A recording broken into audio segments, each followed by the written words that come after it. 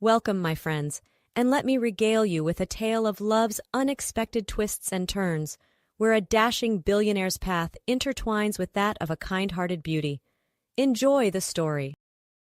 It was just another day in the fast-paced life of billionaire bachelor John Wentworth as his sleek black Porsche zoomed down Fifth Avenue. The dashing 40-year-old tech tycoon had it all: rugged good looks, more money than he could spend in 10 lifetimes, and a never-ending string of gorgeous women on his arm. But true love? That still eluded him, especially after his cheating ex-wife broke his heart. Lost in thought, John barely noticed the young woman who suddenly darted in front of his speeding car, scooping up a helpless kitten about to become roadkill. He slammed on the brakes with seconds to spare as the mystery girl cradled the mewing feline, her eyes wide with fear. "Are you insane? I could have killed you!" John shouted, leaping out to confront the jaywalker. But his anger melted as he gazed into her luminous green eyes. She was breathtaking, with flowing chestnut hair and delicate features that made his pulse race. "I'm so sorry, but I couldn't let the poor thing die," she said softly, stroking the purring kitten. "I'm Emily Rose." "John Wentworth," he replied, finding himself smiling. "Can I give you a ride somewhere? Make sure you're okay?" "That would be wonderful, thank you," Emily said shyly as she climbed into the Porsche, still clutching her feline friend. As John drove her to the humble flower shop where she worked, the two chatted like old friends, discovering a mutual love of nature, classic literature, and rescuing animals. By the time he dropped her off, John knew one thing for certain: he had to see this captivating woman again. Over the next month, John courted Emily with a passion he had never felt before. He sent her lavish bouquets from her shop each morning and whisked her away to 5-star dinners each night. Emily was like a breath of fresh air, so different from the jaded socialites and gold diggers who usually threw themselves at him. With her sweet smile and generous heart, she saw the man beneath the money. "I think you're falling for her," warned John's best friend and business partner Max one day over cigars and scotch. "How well do you really know this girl? She could be playing you." "You're wrong about Emily," John insisted, a dreamy look in his eyes. "She's not like Veronica or the others. When I'm with her, I'm just John, not some walking bank account." As the weeks flew by, John grew more certain that Emily was the one. On a moonlit stroll through Central Park, he dropped to one knee and presented her with a flawless 10-carat diamond. "My darling Emily, I never believed in soulmates until the day you crashed into my life," he said, voice thick with emotion. "You've brought me more joy than all the wealth in the world ever could. Would you do me the extraordinary honor of becoming my wife?" Tears streaming down her face, Emily nodded and threw her arms around him.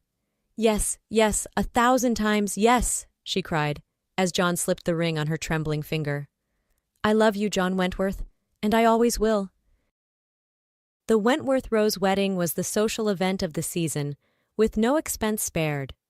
Emily was resplendent in a custom Vera Wang gown as she floated down the aisle of St. Patrick's Cathedral on her beaming father's arm. John thought his heart would burst with love and pride as he watched his bride approach. This was what happily ever after felt like. For the next 5 years, the newlyweds savored a storybook romance. Their Upper East Side penthouse was filled with laughter, especially after the arrival of their son Alexander.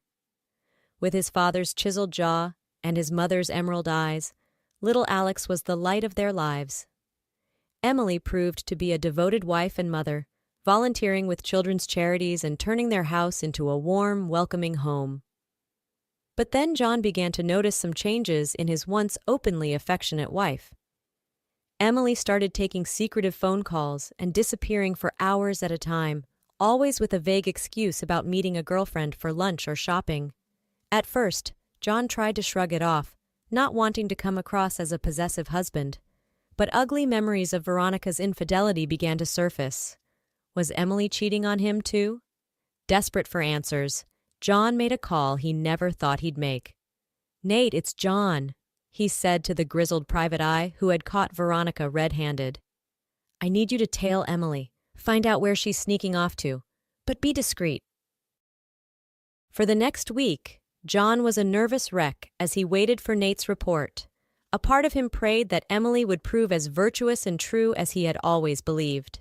But his fears and doubts grew by the day, especially when his wife continued to evade his questions. What was she hiding? Late one evening, Nate called John and asked to meet at once. With a heavy heart, John drove to the detective's smoke-filled office, steeling himself for the worst.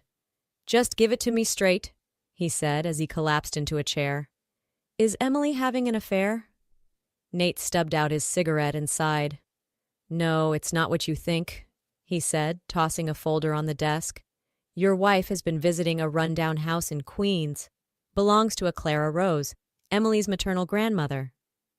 Stunned, John opened the file and found photos of Emily helping a frail elderly woman in and out of the dilapidated home, carrying groceries and medication. "I don't understand," he said, studying his wife's concerned expression in the snapshots. "Why would Emily hide this from me?" "Near as I can figure, the old lady is broke and sick," Nate explained. "No other family to care for her. Seems Emily has been looking after her on the sly.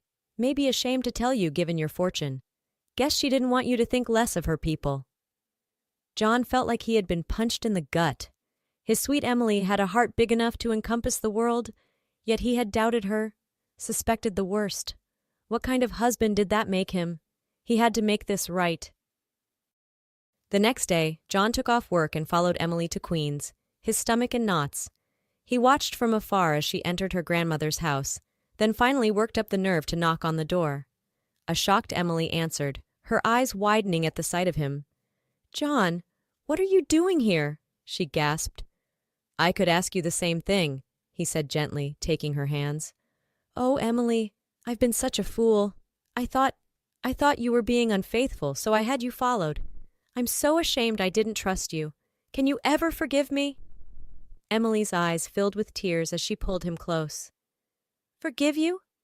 Darling, I'm the one who should beg your forgiveness for my deception," she whispered. "I was just so afraid you'd be ashamed of my poor sick grandma. I didn't want to lose you." "Lose me? Never," John vowed, cupping her face. "You're my world, Emily Rose Wentworth. You and Alex and this family we've built, and that includes Clara now too." Hand in hand, Emily led John inside the faded little house to meet her grandmother. Over tea and Clara's famous blueberry scones, the Wentworths forged a new bond, with John insisting that Clara come live with them so Emily could care for her full time. For the first time, he felt that his immense wealth had a truly meaningful purpose. 5 years later, the Wentworth's sprawling estate in Bedford, New York, rang with the sounds of laughter and joy. Now 10, Alex loved zooming around the grounds on his dirt bike, with Grandpa George and Uncle Max in hot pursuit. In the airy kitchen, Emily and her mother Jeannie shared recipes and family stories handed down for generations. And in the sun-dappled living room, John sat with Clara, hanging on the family matriarch's every word as she reminisced about her late husband and their early days as young sweethearts.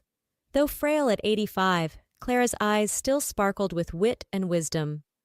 "You know, Johnny, when my Emily first brought you around, I wasn't sure what to make of you," Clara confessed with a wry smile. "Thought you might be one of those rich fellas with no time for us little folks." "I'm ashamed to say you weren't entirely wrong," John admitted.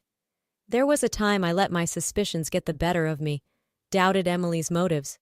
But loving her, building this family together, .. taught me what really matters in this life." "She's a special girl, my Emmy," Clara said fondly. "Big-hearted, just like her grandpa. In a world full of takers, she's a giver through and through." John nodded, gazing out the window to where Emily was now chasing Alex and Max with a water gun, her laughter carrying on the warm breeze. "She certainly is," he agreed.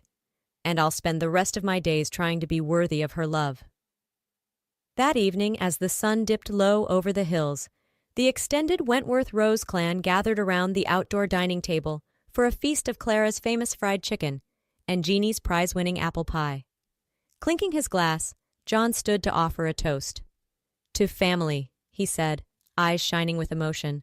"To the people who teach us how to love unconditionally, who see the best in us even when we can't see it in ourselves, and who remind us each and every day just how blessed we are. To family, the others echoed, smiling at one another with deep affection. As John looked around at the faces of his loved ones, his beaming wife, his tow-headed son, his warm new in-laws, and the grandmother who had welcomed him without judgment, he realized that he was the richest man in the world. Not because of the billions in his bank accounts or the companies in his portfolio, but because of the priceless treasure of this quirky, loving, utterly irreplaceable family. And to think it had all started with a stray kitten and a girl with a heart of gold. Funny how fate worked sometimes. But as John pulled Emily close and felt her contented sigh, he knew one thing for certain. He would never doubt his incredible luck or his wife's love again. Come what may, the Wentworths would face it as they did everything, together,